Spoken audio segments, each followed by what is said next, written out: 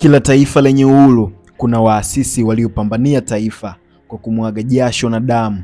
Mimi naitwa Sakido na hii ni Ten Empire TV. Leo Aprili 11 mwaka 2026 imefanyika kumbukizi ya miaka 104 ya kuzaliwa baba wa taifa la Tanzania, Mwalimu Julius Kambarage Nyerere, katika ukumbi wa Chimwaga Hall, Chuo Kikuu cha Dodoma, ambapo makamu wa rais wa Jamhuri ya Muungano wa Tanzania Balozi Daktari Emmanuel Nchimbi alikuwa ni mgeni rasmi wa siku hii adhimu ya kumbukizi ya baba wa taifa,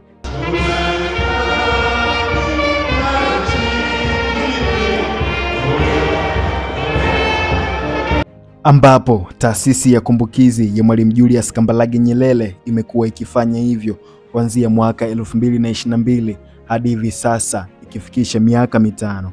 Kauli mbiu ya siku ya leo ya kumwenzi baba wa taifa ilikuwa inasema vijana na Mwalimu Nyerere, imarisha vijana kwa ujenzi wa taifa madhubuti na maadili ya kitaifa. Kauli mbiu hii inaakisi Tanzania ya sasa, kwani asilimia kubwa Tanzania hivi sasa ni vijana, takribani watu milioni 11. Hivyo hata mijadala na hotuba zilizosomwa na viongozi na vikundi vya nyimbo, dhamira kuu ilihusiana na vijana na namna ambavyo tunaenzi yale yaliyofanywa na Mwalimu Julius Kambarage Nyerere. Nikirejea kwenye hotuba ya makamu wa rais Balozi Daktari Emmanuel Nchimbi, nitagusia mambo kwa uchache. Kwanza, stori fupi. Kumtambua mtu ni wa aina gani kunaanzia hapa. Nyerere akiwa rais akitangaza kifo cha Edward Sokoine, alitoa hotuba fupi zaidi kuwahi kutolewa kabla, ambapo alikuwa akitoa hotuba ya kifo cha Sokoine. Amesema kwamba alirudia zaidi ya mara 9 kutokana na kububujikwa na machozi. Hivyo baada ya kuona hali hiyo, walirekodi hotuba ya dakika 1 na kulihutubia taifa kwa wakati huo.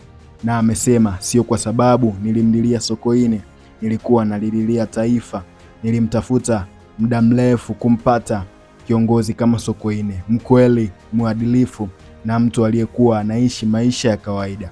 Aidha, Nyerere kwa wakati wake alitumia nafasi yake kulitumikia taifa, na taifa kwa wakati huo lilipata shujaa wa kweli aliyefanya kazi kwa maneno na vitendo, hususan kupinga vitendo vya rushwa. Jambo ambalo viongozi tunafanya ni kutumia vibaya madaraka. Lakini pia aliongeza, Nyerere alihakikisha kuwa kila mwananchi awe na haki ya kupata elimu ya msingi. Lakini pia Nyerere alijenga heshima Afrika, ndio maana Tanzania inaheshimika duniani. Pia taifa lenye makabila zaidi ya 120 kuungana kutumia lugha moja ya Kiswahili. Mwisho, vijana wa leo wana mambo ya kujiuliza. Tutalinda umoja waliotuachia? Tupo tayari kutumia elimu tuliyoipata kuipa maslahi nchi yetu? Lakini pia mwaka wa 5 sasa kumbukizi ya Mwalimu Nyerere kufanyika.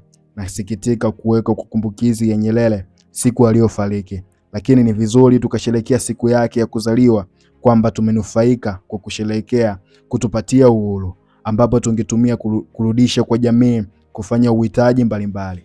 Naweka nukta na kuweka peni chini kwa kumaliza kwa nukuu moja ya Nyerere niliyoiona katika bango nikiwa Chimwaga Hall: vijana ni walinzi wa amani na wabunifu wa kesho ya taifa. Mimi naitwa Sakido na hii ni Ten Empire TV. Usisahau kufollow kwenye mitandao mbalimbali ya kijamii, lakini pia kusubscribe hapa mjini YouTube. Bye bye.